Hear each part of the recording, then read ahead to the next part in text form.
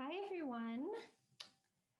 My name's Corey Sweet, and I'm going to get us going because we have a really great session today, and I want to just jump right into everything. So I'm really excited to be here today to talk to you about farmers markets and produce distribution. We're talking here today about PSE strategies.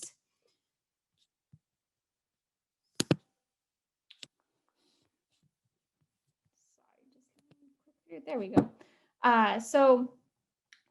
Before we jump into everything, this Monday Meetup session is funded through 10-SEP SNAP-Ed programming, and PSC initiatives discussed during these sessions are intended for a 10-SEP limited resource audience and meant to be provided at 10-SEP SNAP-Ed qualifying sites. Here is our indicia. We have some great upcoming Monday meetups. Our next one is going to be May 10th, engaging partners and coalitions in PSC projects. And Natalie Owens will be talking to us at that session and a few other speakers. June 14th, we're going to be talking about funding, and Dr. Jennifer Ward will be leading that. And we're still looking for a couple speakers. So if you have any ideas, please let us know.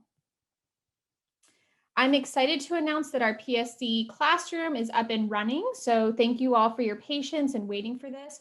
Our FCS, you'll go ahead and go to FCS Classroom PSC Nutrition Supports, and you'll find all of our Monday meetups there with additional PSC resources that we talk about during the sessions. So give me a little bit, like probably about a week after this session to get everything posted up. Today's agenda, I'm going to briefly talk about 10-SEP and farmers markets. We're going to have Dr. Kristen Johnson talking about SNAP at the farmers market. Amy Eliza is going to be here talking about some alternatives, addressing the need for fresh produce. And Heather Lambert is here from Rutherford County Market. And then we'll have Chantal Rose talking about evaluation and reporting. Right, to get us started, I'm going to talk a little bit. I like to introduce some of the agent roles and PSU work that are outlined in our SNAP guidance, as well as the PSU work suggested by our RENC SNAP-Ed PSE resource. So here's some ideas to get started with PSE work at the farmers markets. And I'm not going to spend much time on these because actually our speakers will be talking about these and how they work in real life. But one thing I do want to say is one PSU role is increasing attendance at the existing markets in low-income areas and for our limited resource customers. So some of the ways that you might get started on that type of work is by jumping into a needs assessment with your participants and getting a better understanding about what limits them from shopping at a farmer's market. We know that there are some barriers that our audiences have when connecting with farmers markets, whether they're transportation or not knowing about them. So that's a great place to get started to determine what is needed in your role to help increasing that attendance. Additionally, signage and advertising the market can increase access for our limited resource audiences. Helping the market accept EBT, notifying the market about potential incentive programs available. These are beyond our SNAP-Ed or SNAP EBT programs. So, and then also working with groups to bring farmers markets to low income areas. So some of our speakers are going to be talking about these things today, as well as some alternatives to these. For instance, if bringing an entire farmers market to an area might be a little bit intimidating, Amy's going to talk about some other ideas for that. Additionally, connecting farmers market vendors with partnering sites. So one of our biggest roles is being a community partner and working in communities. We have a lot of contacts. You all have a lot of contacts in your communities. So connecting those farmer market vendors with your partnering sites is a great role to play. For instance, if you are working with a local food retail site, you could potentially connect a farmers market vendor to talk about so that they could potentially sell any excess produce they have from the market at the food retail site. And then you're promoting healthy initiatives at that, or healthy foods at that food retail site. So that's just one example of how we can connect our vendors to our partnering sites. Some resources through 10-SEP, you can at a 10-SEP qualifying site, you can always use your incentive items to support your PSE efforts. Additionally, you might be able to provide written education for your vendors on how to promote their healthy items, maybe using point of decision prompts or any other promotional methods. And then also maybe educating them about what items are healthy and how to promote them. Of course, food demonstrations and farmers market fresh are a great way to support your PSE efforts. Finally, using your supply budget, you can use for printing education materials, and there is potential to use some supply budget for signage for markets, but there are some stipulations, so please reach out to me if that's something you're interested in. All right, so I want to make sure we have plenty of time for our speakers. So Kristen Johnson will go ahead, and I'm going to stop sharing, and I believe she's going to share her screen. You should be able to share.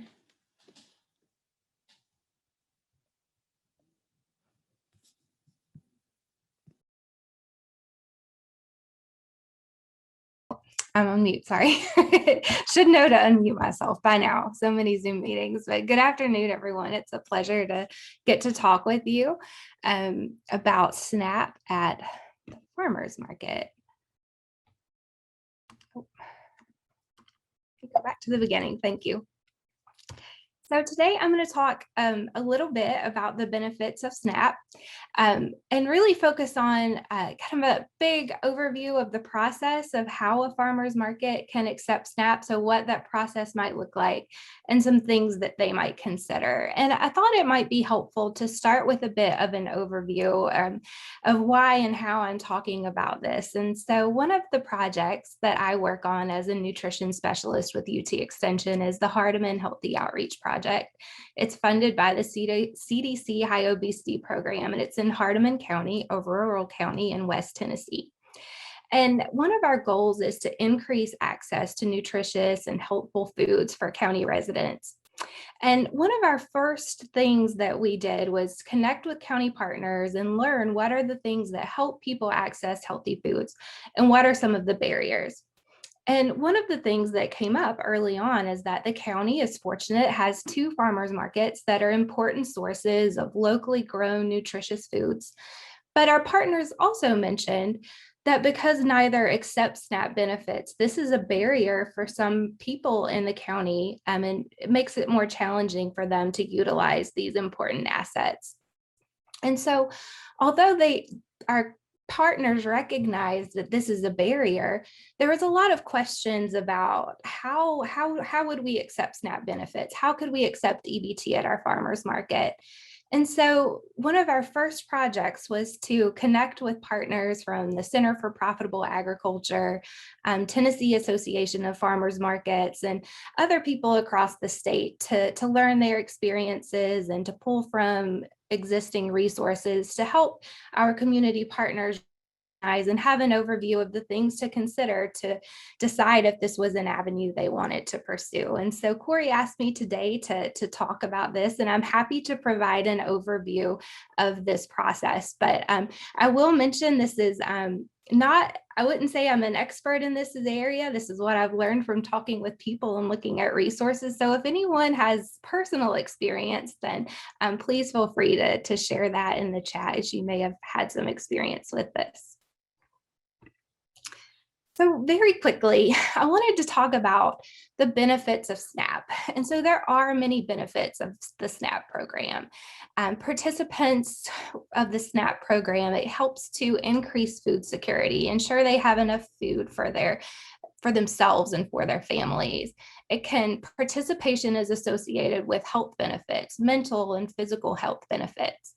It helps to lift people out of poverty, and then also conveys economic benefits as well, and so can benefit communities themselves.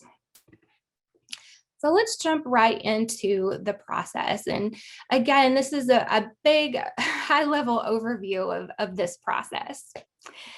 So the first thing that I want to mention that pulling largely from the Farmers Market Coalition, has a SNAP guide for farmers markets. It's an incredible resource. So if you or your community coalitions want to learn more, I highly suggest looking at their website, and I've linked that for you. But one of their suggestions is to take time to understand your community and the customers, assess the market, and determine if this is something that the market is ready for.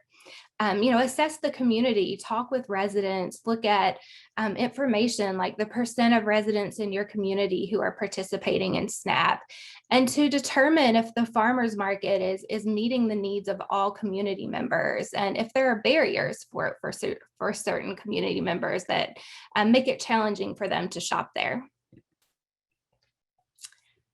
So in order for any retailer to accept SNAP, they have to become a SNAP authorized retailer. So if a farmer's market or a farmer, a producer themselves decides they want to accept SNAP, they have to complete an online application, and then they have to be approved by USDA Food and Nutrition Service as a SNAP authorized retailer. They'll receive an FNS number. And so that has to happen. They have to be approved before they can accept SNAP benefits. So let's talk about this application just a little bit.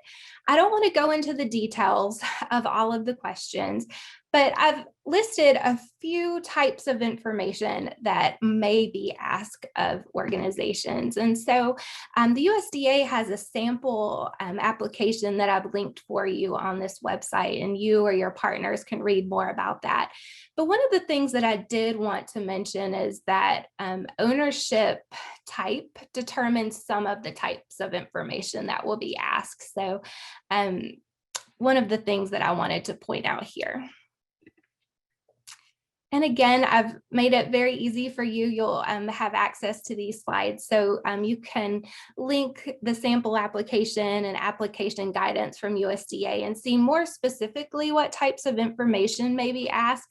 But again, it'll be determined by the type of ownership of the market that's in your county and in your community. One of the things that the application will ask about is about retail sales. They'll ask about sales of certain items, and they'll also ask about food inventory.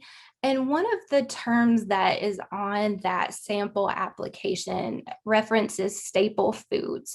And so staple foods refer to fruits and vegetables, meat, poultry, or fish, dairy products, and breads or cereals.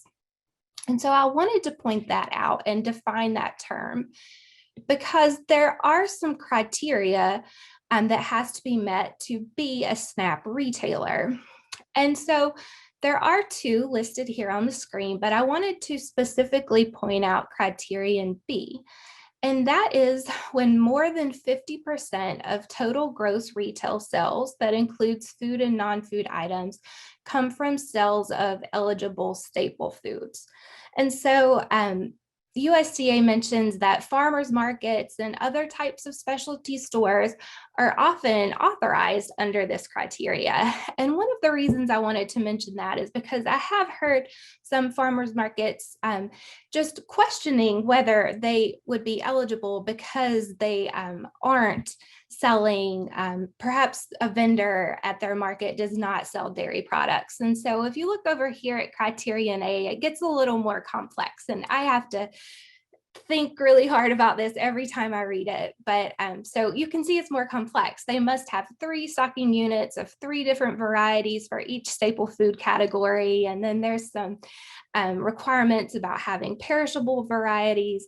And so I did just want to mention that there is this criterion B where many farmers markets are authorized under. And so that is a thing to keep in mind as you're considering this, and your partners might be considering filling out this application. Again, I've linked a video that can explain the stocking requirement more and talk about the 2 different criteria and where farmers markets and other types of stores likely and often fall under. So you can look at this more if you'd like.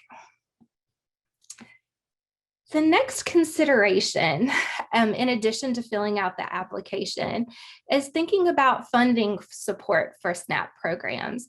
And so again, I don't want to go into all of these different types of examples, but I've listed some of the ways that farmers markets are suggested to maybe consider how to support a SNAP program at their market. And again, the SNAP guide is a really great resource to look at more of these.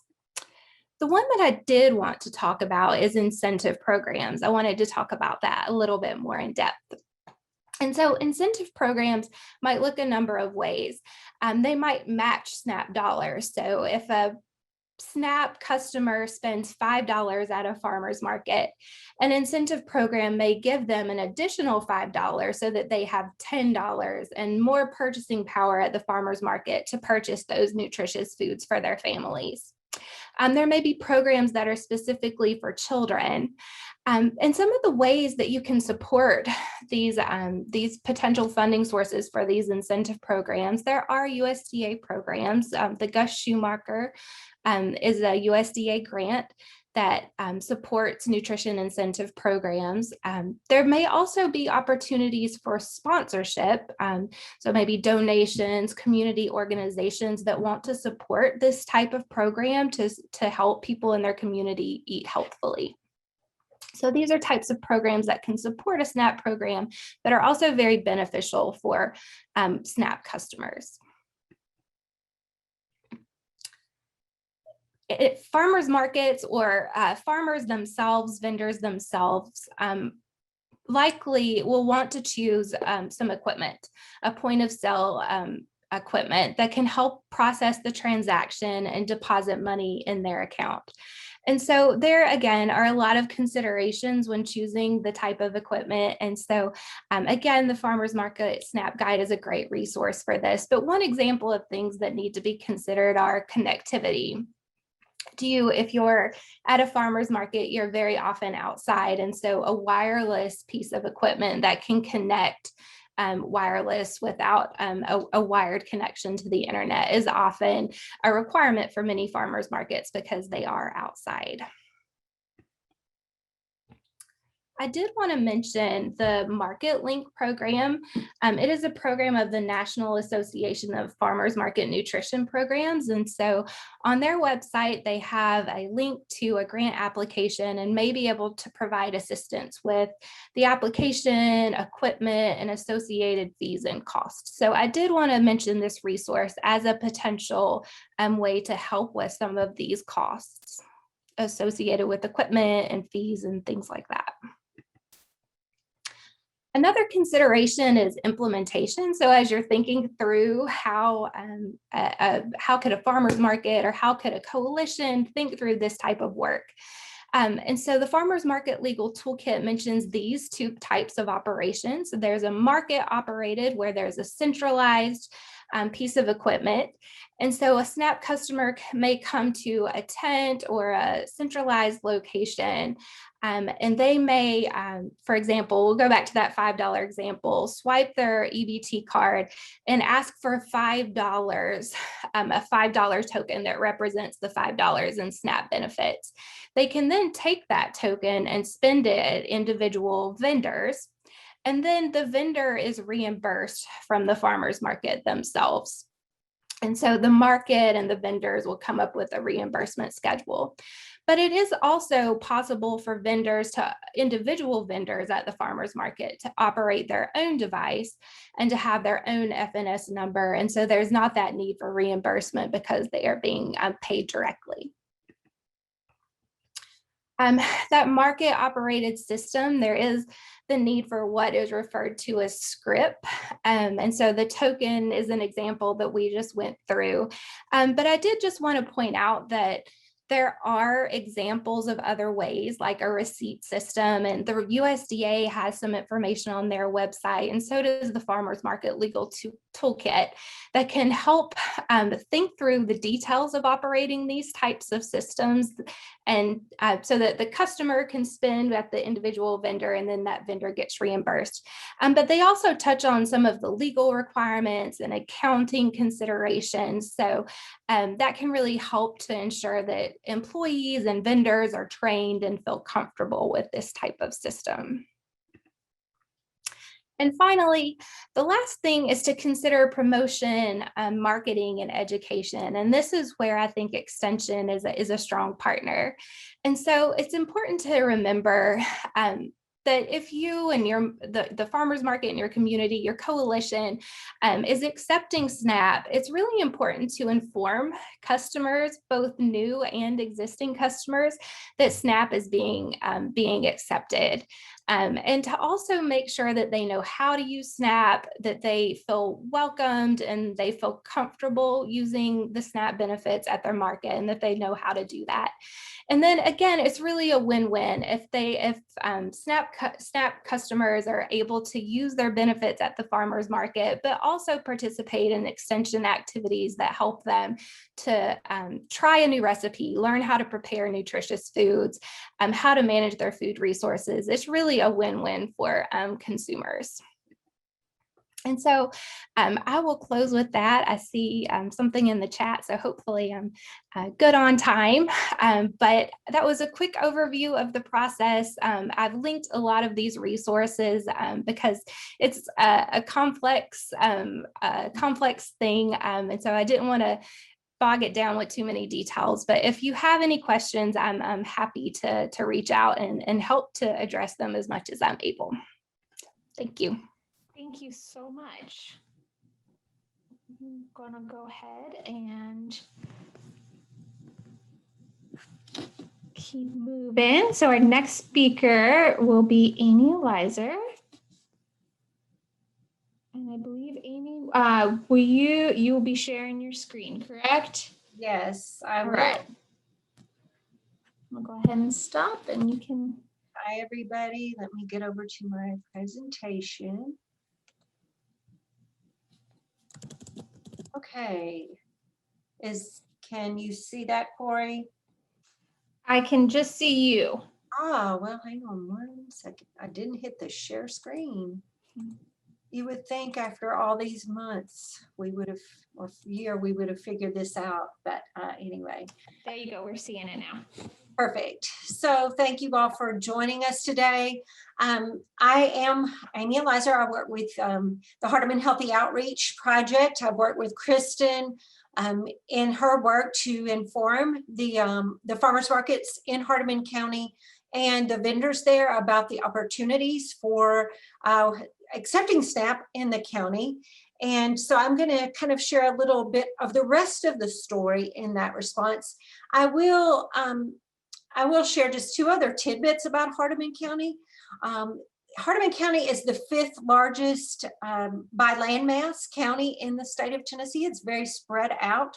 So obviously that impacts people's ability to get to fresh produce, whether we're talking farmers market or some other opportunity to get food. And also Hardeman County continues to be one of Tennessee's 11 distressed counties in the state. So I'm kind of picking up a little bit where Kristen left off and talking about addressing the need for fresh produce.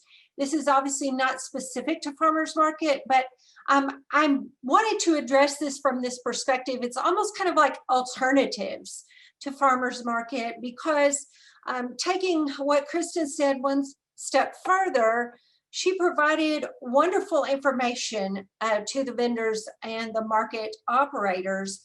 However, they have remained hesitant to get involved with the application process. And so we are, being the boots on the ground, more so in the county, looking at ways to kind of build bridges and show them how some of the things we are doing to get people to the market and address the need for food maybe will help them to become a little bit more open-minded about working toward the process. And so I have 5 things I'm going to share with you all today, and that are things we've done. Oops, hang on. Let me get in the right spot. All right. Okay, so the first of the 5 projects I want to share with you all are the little produce bins. These are 3-tier carts. They're on casters that we have placed in 5 locations. We either have or we're getting ready to for this spring growing season. The first one was located in a church. We've now added another church, a couple of city halls, and even a post office. In Hardeman County, there are 9 towns. And so these are all in places where there is no availability to purchase fresh produce. One of the towns does have a farmer's market, again, not accepting EBT.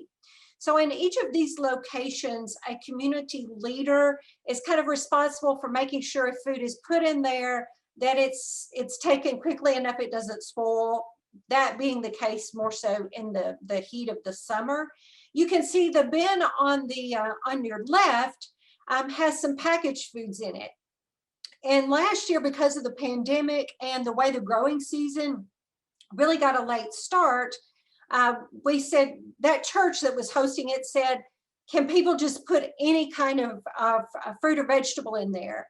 And so we said, sure, that's better than nothing, because we knew with the pandemic, people were starting to lose jobs and hunger was beginning to be an issue. So that's one of them. The other one you can see has apples, potatoes, and onions. And so that's our little produce bin. As you can see there, it says share what you can, take what you need.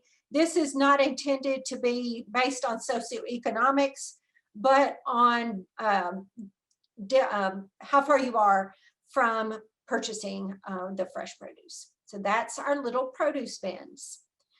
The next promotion really that we're doing is grow a row to give. And our little produce bins will be main acceptance points, but we also have a food pantry that's wanting to come on board and accept the fresh produce. And with this, one thing that happened over the weekend, I was actually at a feed and seed store. They have said, can we get one of the bins? Because they'd like to make it available to the people who are purchasing seeds for them to turn back around and put things out there. So again, with what H2O is doing, we will just be directing people as needed to these locations so that they can put produce out there. Again, it's for people of any socioeconomic level. It's just getting the produce out there in the communities to them. Our next project is the 4-H container gardening project. And this is, we kind of call it going beyond growing. This project can provide to our little produce bins, but we're also planning a youth farmers market. Gary Rogers, the 4-H agent, is doing a pilot in 3 elementary schools with a container gardening project. However, he's also working with his homeschool 4-H club and really has about between 15 and 20 families that have youth that are growing vegetables. And so the idea here is twofold: getting them interested, hopefully, in wanting to consume more, in this case, more so vegetables or herbs, but also having the opportunity to sell and provide that service into our little produce bins. The fourth project was a pop-up farmers market, and in your county, you may have established markets or you may not. And so this pop-up market, we did in a town in Hardeman County in Whiteville that does not have a farmer's market, but the town officials are considering wanting to start one. And so we agreed to have one at the school. We did it on a day that children and their families were coming to pick up their lunches because of the hybrid schedule with the pandemic. So we had 5 vendors that were there. We had meat and produce vendors. We had activities for children. You can see a little girl there. She was doing our Taste a Rainbow, and she drew a orange, I guess, there. So she's having a sweet potato fry. But you can see there, Gary, we had another taste testing for children and children of all ages, because it seemed like the adults loved the taste testing as much, if not more, than the children did. But just trying to have some activities to draw people to this market. One thing that we learned that I do want to share with you all, if you're working with a town or a group that wants to have a pop-up market, is to make sure that you're not competing with a nearby market day. That market may be in the next county over, but if you have producers that are going to markets, they are not going to come to your pop-up to be nice, because they are looking, they're making a living. And so if you have it on another day, promote, hope a lot of people come out and have a great day, and then they will be willing to come out. This location and the vendors that came said, yes, we would come back to this location as long as you don't do it on a day that is our normal market day elsewhere. So finally, we are getting ready to start our Power of Produce, or POP Club. And this is somewhat like an incentive program that can be done, not specific to what Kristen mentioned, but we are currently planning a monthly pilot program at the Bolivar Farmers Market, targeting early childhood children and their parents. And we are planning 4 days where if they come out to the activity that we will be offering for them, then they will get 5 pop bucks. And you can see here on the screen what a pop buck would look like. These are actually going to be business card size that children will get. They'll get 5 $1 pop bucks. And then while they are at the market, they can go and buy produce from the vendors that are there on that day. And because our funding cannot pay for the food, we did find a sponsor. The Bolivar General Hospital is part of West Tennessee Healthcare Foundation. They are sponsoring 100 children to participate in POP Club. So we are very excited about this. And again, we're doing this at the Bolivar Farmers Market. The market board was very excited to have this opportunity there. We hope that it helps build a bridge with them and helps them see what can happen if we do other projects with the farmers market to get families of young children there. And we're really looking forward to the bridge that this may build in Hardeman County with that market. If you all have questions, there is my contact information, our Be More page in Hardeman County. So the one question I did anticipate, and I will put it in our chat box, is how or where we got the produce bins. And even if you look at those just to get an idea of how to build them, that might be useful for you all. So that's what I have. I'll put that. I will put that in there. So thank you very much. I'll pop that in. Thank you so much, Amy. I appreciate that. All right. So next we have, oops, just clicked through. I had Amy's presentation loaded. There we go. Next we have Heather Lambert. Heather, I can go ahead and click through your slides. Just let me know when to advance and I will click through. Okay. Can you hear me? I can hear you great. Okay. So my name is Heather Lambert. I have been working with the Rutherford County Extension Office. We have a market that is here on property. I've been working with the market since 2012. So I have had different capacities as a job, and currently I am somewhat called the manager. So I have done that. This will be my 5th year. So the farmers market actually originated in 1975. If anybody knows of Cannonsburg, it's an open air facility. And in 2009, we moved over to this current location. We have vendors that come from around Middle Tennessee, from about 15 to 20 counties, depending on the season, within about 100 miles. The vendors are checked out to make sure that they are the ones that are growing the produce, just to ensure that that is local, that it is staying in Tennessee. So the Rutherford County, you can flip the slide, I'm sorry.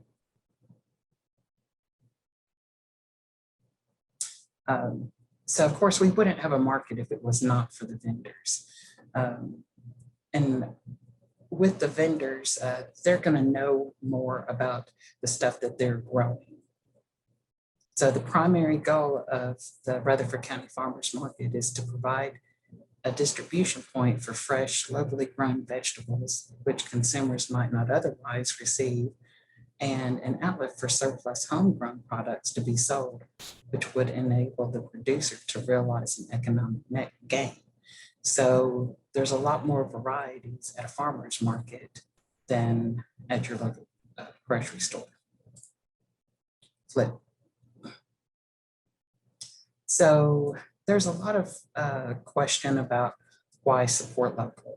Well, there are different reasons. So keeping our community unique. So we have one-of-a-kind vendors that are an integral part of the character of our farmers market. So the atmosphere that has developed over 4 decades distinguishes the uniqueness of the market compared to the duplicated chain store. So it's actually enjoyable to go shopping at the farmers market. People meet their friends and stuff, which of course last year was the exception to all of that role. So of course you get better service. So the vendors have a better understanding of the products that they grow and raise and make, and they'll take time to know their customers, get to know what they want, knowing them by name and just looking forward to seeing them and checking up on them even. And of course at the market, like I said, we do have more selection. So there's a lot more varieties that can be found at a farmer's market than can be found at a grocery store. So it's picked in season, it's picked full flavor. So when people come to the market to buy it, you know that you're getting something that is locally grown, in season, fresh, that's going to taste the best. And being loyal to local is going to ensure the longevity of the market. So since we've been around since 1975, we still, want to be here for the community. So by supporting local farmers, it's helping to ensure that there will be farms in our community tomorrow. That is a matter of importance for food security, especially in light of an uncertain energy future and our current reliance on fossil fuels to produce packaging, distribute, and to store the foods. Click. So promotion, information, and education. So since we are through the Rutherford County Extension Office, we do want to provide information that is accurate and true to anybody that visits. There is a newsletter that people can subscribe to online that's once a month that will tell of things that's going on and that's coming up, which it has last year obviously was a different story, but typically there have been classes at the farmers market where people can come and learn about raising their own vegetables, different things about their lawn care, things about their plants, and of course, ways to use the produce that they purchase in season. Some of those videos can be seen on the YouTube channel. We also have several vendors that are listed with the Pick Tennessee Products program. And if we try to direct customers to that website, because it's going to help them see different recipes, how they can use the produce and items that they've purchased. So they can see the recipes and find something that they like, because if they're enjoying what they're making, they're going to be more likely to come back to buy stuff again and eat healthy. And of course, there's posts throughout the season on Facebook and Twitter to let people know different items that are currently in season, when there's strawberries and corn and different berries and so forth. And then of course the classes that are going to be happening, which this year we're going to be doing a come and go. So there will be agents as well as community partners, master gardeners that will be in our classroom for a couple hours with something educational to teach, to show the people that come through the market. And the best thing about the Facebook and Twitter is that it's free, free advertisement. Click. So hearing them talk about the tokens, the SNAP program. We have had a token program since 2011. MTSU had a big hand in getting that activated, and we as the market are allowed to accept the SNAP card. So when the customers come through, just like your credit card, they swipe it and they get however many tokens they want. With the credit and debit, we have $5 tokens and there's a service fee. However, there is not ever a service fee on the SNAP benefits. And of course, all of our vendors are required to accept tokens on the approved items. So all of the vendors will take the green tokens on any purchase. And then the vendors that have items that are approved for SNAP, they can take those, but they are not permitted to give change. So we typically say green, go for change, red, stop. So they don't end up with any cash.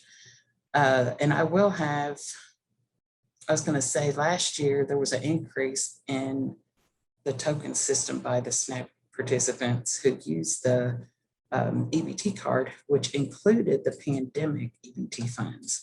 So we had customers come in that were so excited that they could come and shop with their pandemic EBT. And last year, even through the pandemic, there were less vendors, less customers, but we saw an increase in sales. We brought 550,000 in sales through the season, and there was a 31% increase in SNAP redemption, surpassing $6,400, which allows recipients to have the fresh local produce, meats, eggs, honey, jams, jellies, and so forth. So anything that they can buy with their SNAP in a store, they can buy at the market if it's there. The only thing they really can't use it on is plants that don't produce, the fresh, like the food trucks. So anything that's prepared fresh like that. There's not really a great deal of cut flowers. So there's just a few things that they're not permitted to purchase. And of course, in July and August, our vendors go through a training in the spring, which we've already done, and they can sign up to participate in the WIC program. So with the WIC program, it's just July and August. It's $5 vouchers, and they get $30 per season. They're not, last year they changed it. It was certain vouchers for July and then August, and now it's just for the whole season. So if they wanted to come in and use all of it at one time, they could. But we have a lot of customers that use that, different vendors that accept them. They will have the signs that they are able to take the vouchers. So no one's talked about WIC, but I'm assuming everybody knows what that program is, the women, infant, children. And then lastly, if you want to flip the slide. At the end of the day, something else that has been done at our market for years is gleaning. So gleaning is the collecting of leftover items from the farmers at the close of the market for local volunteers to distribute to different organizations. So we do have one program, the Society of St. Andrews, and I know that they get together, they harvest and share healthy food. It helps reduce waste and building caring communities by offering nourishment to hungry neighborhoods. The produce collected goes to different areas. It depends on the needs, who was on the list, who was out of stock of stuff, but they will deliver to to food pantries, food banks, different housing complexes, social service agency, group homes, homeless shelters, rehab facilities, and more. We actually have different people that glean on Tuesdays and Fridays, but over the season, there's typically a couple tons of produce that is donated. That is fresh, that is produce that is nothing bad, nothing that's bruised up or anything like that. So we just have a good market. We have a lot of people come through. We're here for the community, and you know, the vendors are fair to all the customers. I guess you can click. So I appreciate your time. And I did see a question, how, where did it go? How do they get on the WIC? Which that is through the state of Tennessee. So to be a WIC vendor, they have to go through a training. They have to turn in an application to be able to do that. And if you have any other questions, my information is there. Be glad to answer any questions I can. Thank you. Thanks so much, Heather. All right. And now we have Chantal that's going to talk to us about evaluation and reporting. Hey team, good afternoon. So back to evaluating. It's super important to evaluate and kind of have a mindset of, you know, how you're going to evaluate all your efforts. We want you to be, I mean, I think you all know who have done this before. Those of you who haven't, you put a lot of work into these projects, whether you're leading, you know, something at a farmer's market or just contributing. And so we want you to be able to make sure that you feel confident and comfortable and successful in tracking all of your efforts. So, you know, farmers markets are incredible environments, but they can be complex, but they have wonderful potential to implement, you know, different PSC activities that will ultimately complement your direct education efforts. And so one of the things that we suggest is that you use a mixed method. So the numbers are important, but also so is the context, which is, you know, the narrative and your story and your process. You know, you've heard about a bunch of different, several types of PSC interventions from the other speakers today. And there's probably many more, you know, different types that you can come up with as well. Corey, will you go to the next slide, please? But essentially, what to report. Really, we want you to report anything and everything that you can. And when I say that, I think there may be some of you that are thinking, oh, well, you know, I can only report out on those things that I initiated.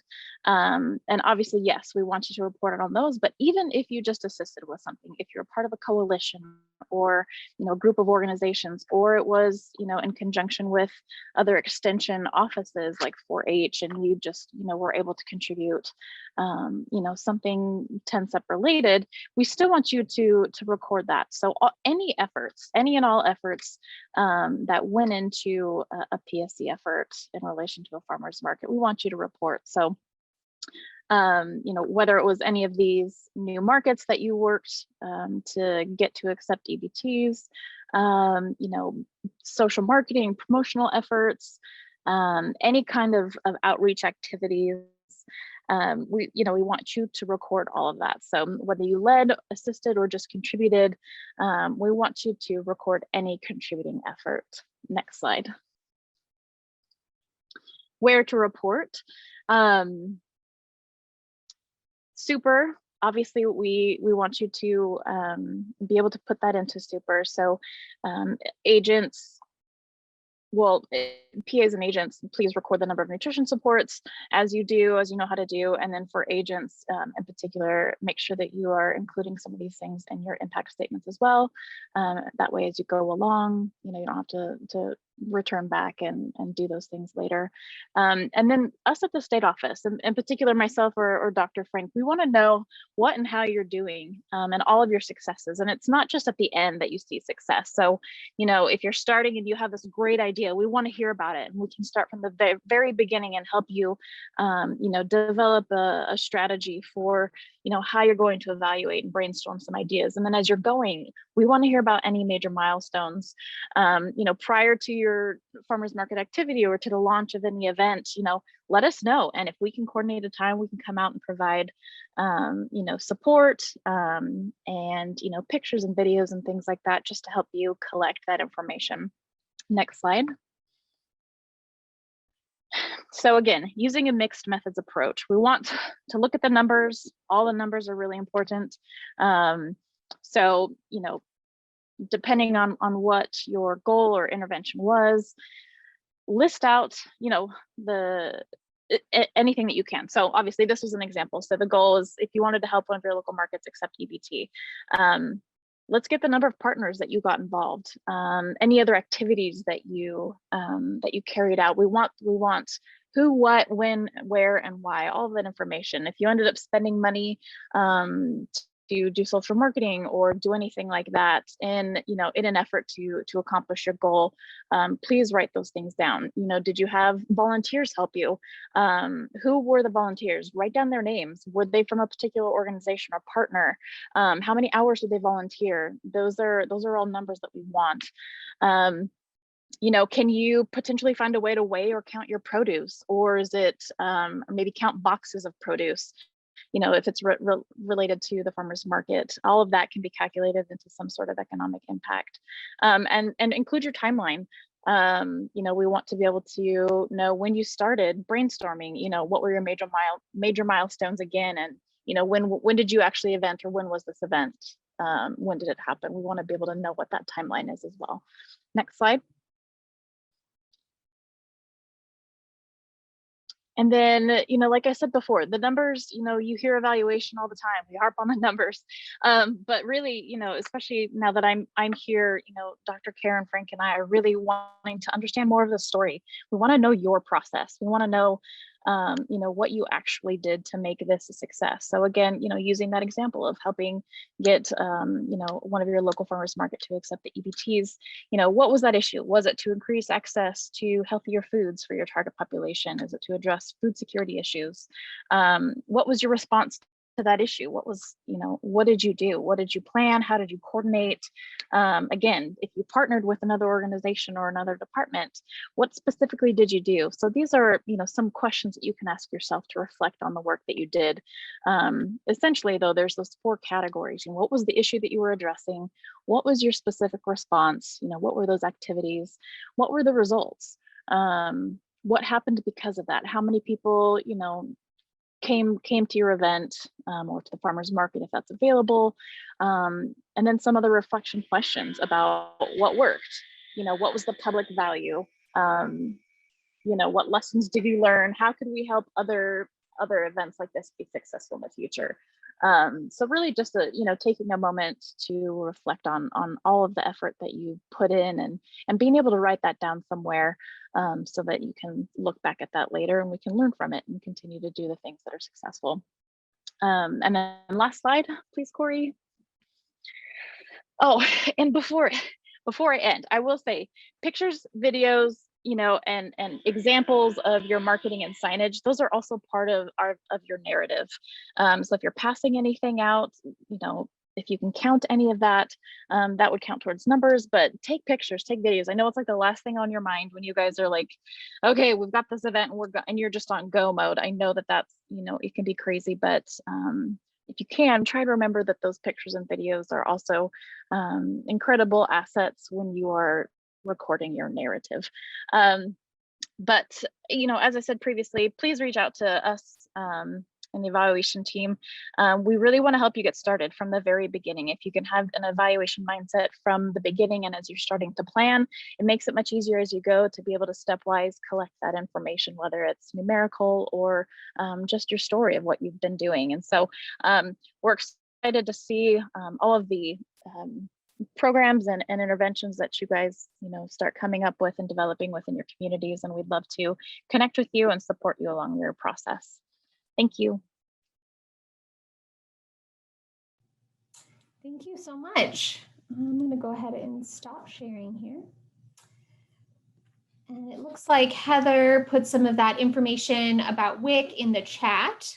So thank you for doing that, Heather. Does anyone else have any questions for any of our speakers?